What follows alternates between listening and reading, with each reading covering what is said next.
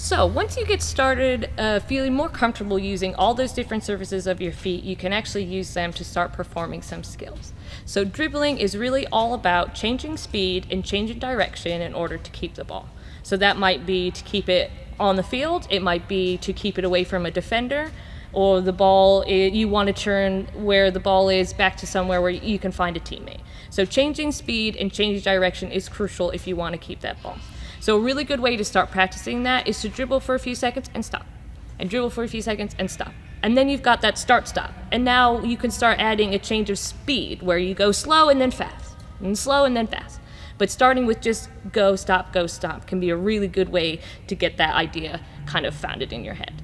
So the other really important thing is changing direction, because the great thing about soccer, something that we love so much, is that the ball can go in any direction at any time. There's no rules about that. So you might not be able to go forward, but maybe you can go backwards. So being able to turn your body with the ball is vital. So using all four of those surfaces on both feet are going to be really, really helpful when it comes to changing direction.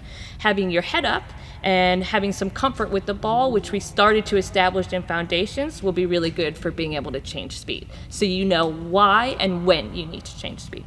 So a couple of moves or skills that are really good to start with, and one that if you've been to any soccer class in your life you've probably heard of, is a pullback. It's a really, really great move, and later on we'll show you some of the instances where that can come in handy. But a pullback is simply putting your foot on top of the ball, just like we did in a toe tap, and then rolling it behind you. But at the same time, turning your body so you can now go in the same direction as the ball. So that might stop you from running into someone, it might stop you from running out of bounds, or it might just help you turn and find a teammate that can help you out. So just dribbling a couple of feet, a couple of touches, put your foot on top of the ball, roll it behind you, turn, and go again. And as always, make sure that you're practicing on both feet. So you don't want to roll it too far away, because as soon as you've done that, then you don't have control of the ball. And if we take all that we've learned so far about dribbling, control is the most important part. You need to have the ball in order to change speed, in order to change direction, and in order to do these skills. So a little roll behind you, and you're already turning with it so that you can keep that ball, but now you've changed direction and you can do something new. Now, if we think about other parts of your foot, because that's mostly the bottom, we can talk about your inside and your outside. So another simple move that you'll find yourself, you've already done it, you maybe didn't know what it was called, are inside and outside cuts. Some people might call them hooks. There's many terms for it, but it just means using the inside or the outside of your foot to turn and go in the opposite direction.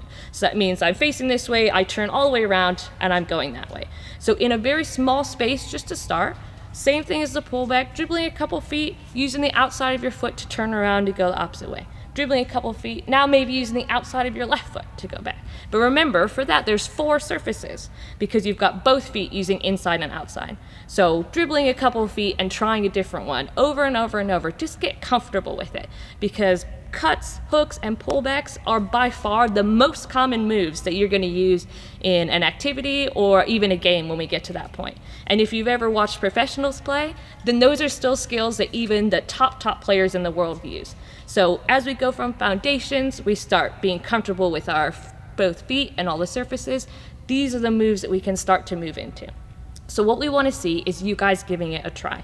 At home, whoever can film you, and always practice first. It does not have to be perfect. We just want to see that you understand.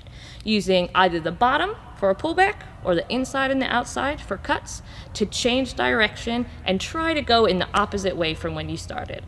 So get out there, find your ball, find some space, and start practicing these moves, because we really want to see what you've got.